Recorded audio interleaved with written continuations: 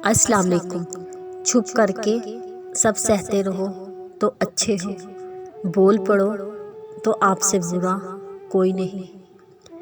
زندگی کے ہر موڑ پر صلح کرنا سیکھو، کیونکہ جھکتا وہی ہے جس میں جان ہوتی ہے، اکڑنا تو مردے کی پہچان ہے۔ بعض اوقات طبیعت اپنی ایسی بھاری ہو جاتی ہے، کوئی ہنس کر بات کرے تو دل آزاری ہو جاتی ہے۔ دنیا کی ساری چیزیں ٹھوکر لگنے سے ٹوٹ جاتی ہیں، مگر صرف انسان وہ چیز ہے جو ٹھوکر لگنے کے بعد بنتا ہے۔ اللہ تعالیٰ کا وعدہ ہے، جو تیرے نصیب میں ہے وہ تجھے ضرور ملے گا، چاہے 2 پہاڑوں کے نیچے کیوں نہ ہو، اور جو تیرے نصیب میں نہیں وہ تجھے کبھی نہیں ملے گا، چاہے تیرے 2 ہونٹوں کے درمیان کیوں نہ ہو۔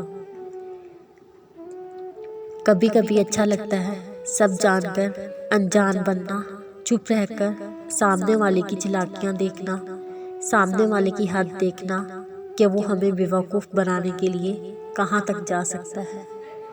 ہم کسی کے دل میں جھانک نہیں سکتے، یہ نہیں جان سکتے کون ہمارے ساتھ کتنا مخلص ہے، لیکن وقت اور رویے جلد ہی یہ احساس دلا دیتے ہیں۔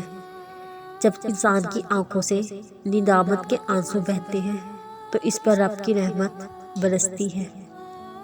عادتیں نسلوں کا پتہ دیتی ہیں، ماتھے پہ کسی کے کچھ نہیں لکھا ہوتا۔ برے لوگوں کو چھوڑ کر اچھے لوگوں کی تلاش سے بہتر ہے ہم لوگوں کی بری باتوں کو بھول جائیں، ان کی اچھی باتوں کو تلاش کریں۔ کسی کو ناراض کر کے کسی سے ناراض ہو کر نہیں سونا چاہیے، کیا پتہ ہم صبح جاگ ہی نہ سکے یا وہ صبح ہمیں نہ ملے۔ جس کنویں سے لوگ پانی پیتے رہے وہ کبھی نہیں سوکھتا، لوگ پانی پینا چھوڑ دیں تو کنواں سوکھ جاتا ہے۔ یہ قدرت کا قانون ہے، یہ بڑے راز کی بات ہے۔ انسان کو ہمیشہ مشورہ کرنا چاہیے، مشورہ انسان کو رسوائی سے بچا لیتا ہے۔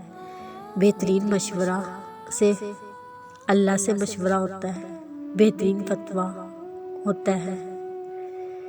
بارش ہوتی ہے، خالی گڑھے خود بخود بھر جاتے ہیں، جبکہ موٹے موٹے اونچے نیلے ویسے کے ویسے سوکھے رہ جاتے ہیں۔ اپنے آپ کو خالی رکھو، کیونکہ خالی جھولی ہی بھری رہتی ہے۔ جس گھر میں 4 چیزیں داخل ہو جائیں وہ گھر برباد ہو جاتا ہے: زنا، شراب، چوری، خیانت۔ جب اللہ تمہیں کنارے پر لا کے کھڑا کر دے